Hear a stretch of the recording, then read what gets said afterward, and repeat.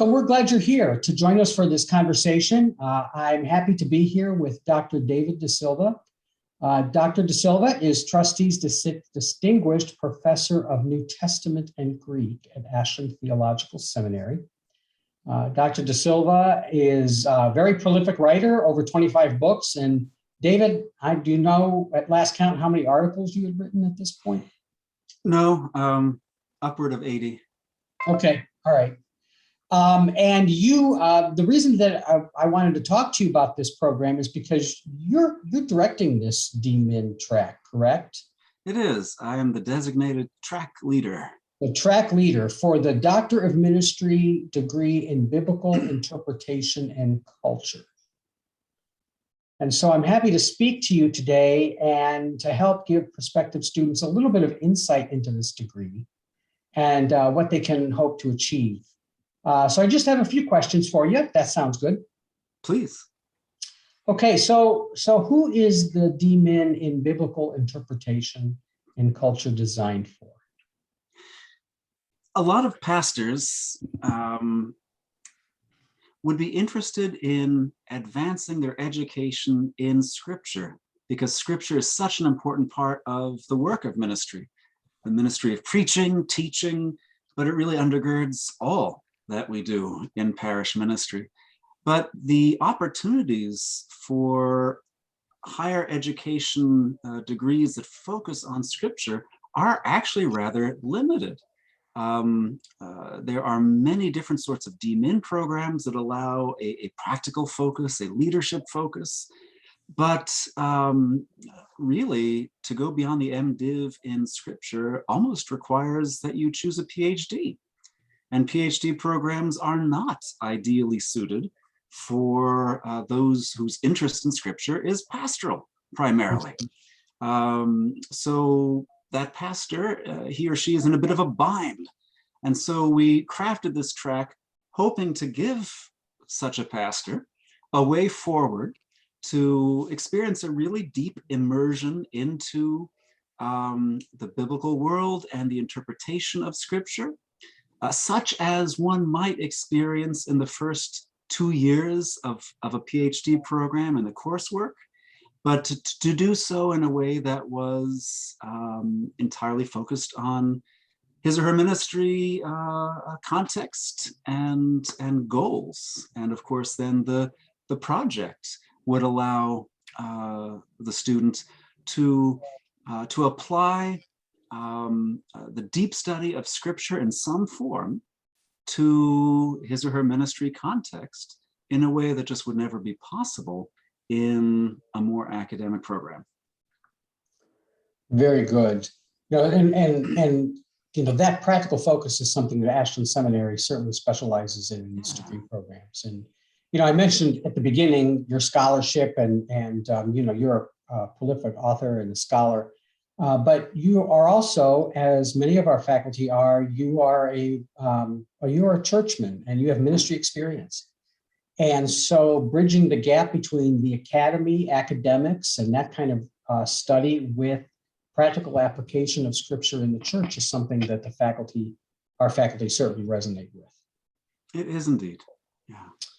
So going back to the faculty, I know that the faculty took great care to design this program.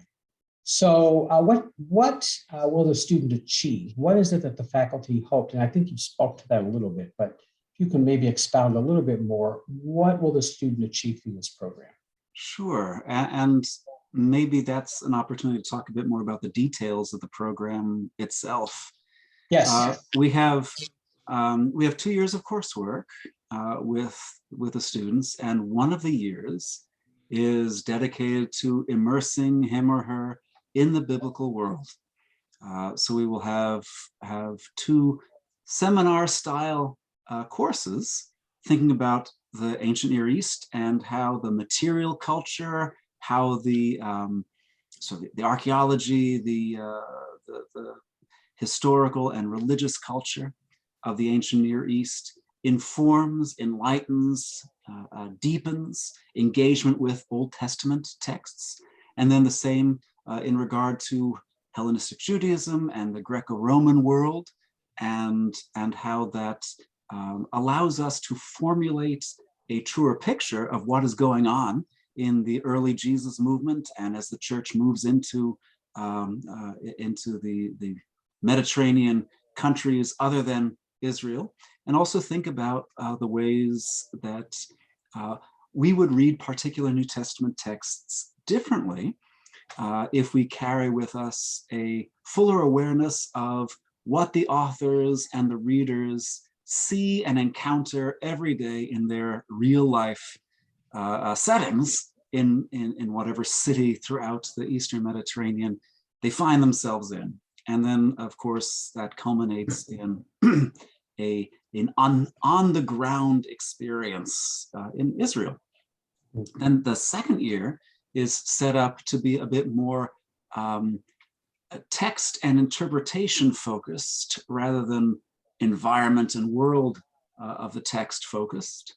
There's a course that will refresh, but probably inevitably greatly expand a student's thinking about the hermeneutical approaches to scripture that are available in the world of academic study of the Bible.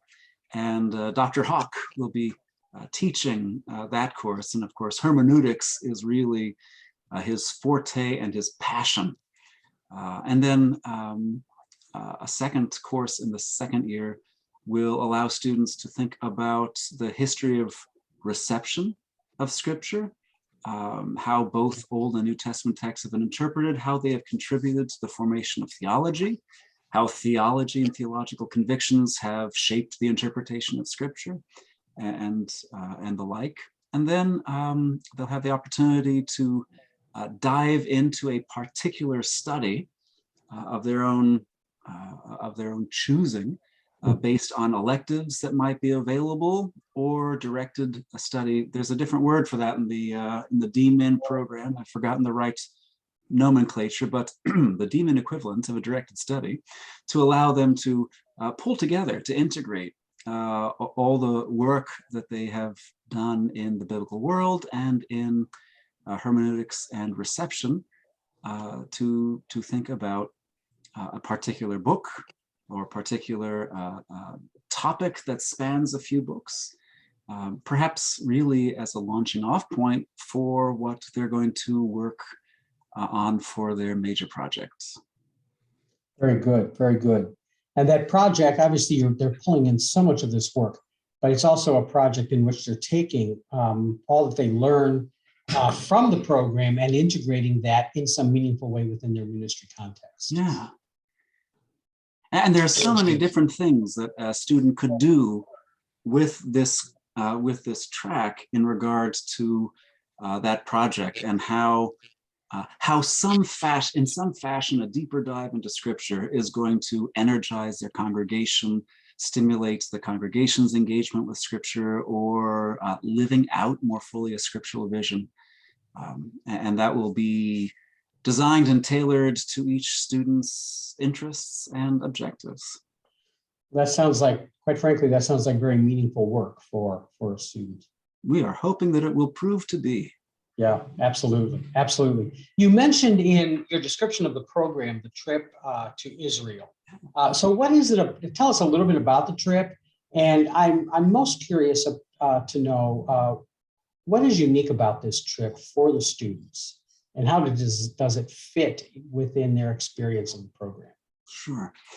The trip itself, I think, is about a 12-day itinerary that will take us to a good number of archaeological sites relevant both to the First Temple period and then throughout the Second Temple and New Testament periods.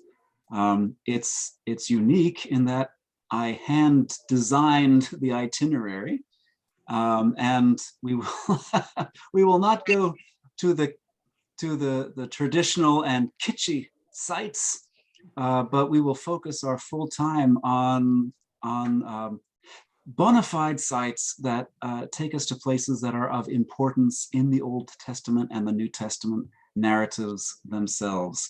And for the most part, well excavated and documented, and actually very well now laid out archaeological sites that will help the students to imagine the real world to which our scriptures spoke.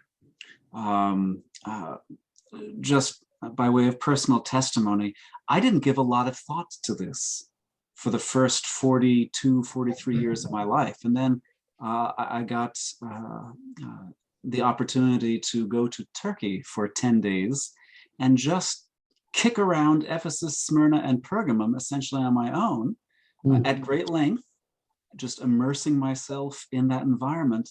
And it so opened up the situation and the interests and the challenges facing the audience of Revelation, which was my goal for that trip, that I have never doubted. I've become quite the passionate promoter of archaeology ever since, because to be on the ground and to have a grounded, archaeologically informed imagination of the scenes that unfold in the scripture, it just brings the text to life in ways that only those who've experienced it can know. Yeah. Well, and I know I looked at the itinerary that you had sent me, and it looks quite exciting. It's not just a typical tour of the Holy Land. So and certainly if anyone's interested in seeing what that looks like, we can send that to folks. I should just also say it'll probably be about 10 of us, 11 of us in a minivan, or appropriately sized minivan, traveling together. This is not joining some other group tour, what have you. And I will be, for better or for worse, the personal guide all along the way.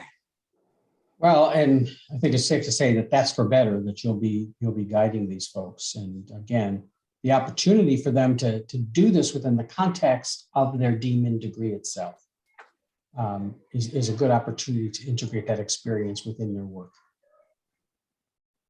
Well, very good. Boy, David, this sounds like an exciting track. I'm so glad that we're starting this, and I know I certainly appreciate your leadership in this. I'll just say for the audience, a little plug for our biblical studies faculty. Our biblical studies faculty are they're well written. They are scholars. They take their academic work seriously, and they apply it into the work of the church. And so I know this is going to be a very meaningful experience for students who decide to come here. Indeed. So, well, thank you, Matt, for the opportunity to share a bit more about the program. Yes, absolutely. Anyone that's interested can certainly get in touch with either myself or Dr. De Silva, and we'd certainly be happy to tell you more about the program. Well, David, thank you so much for spending some time with me to talk about this a bit and to get people a little more informed about what we're going to be doing here. My pleasure, Matt. All right, David, you take care. You too. Bye.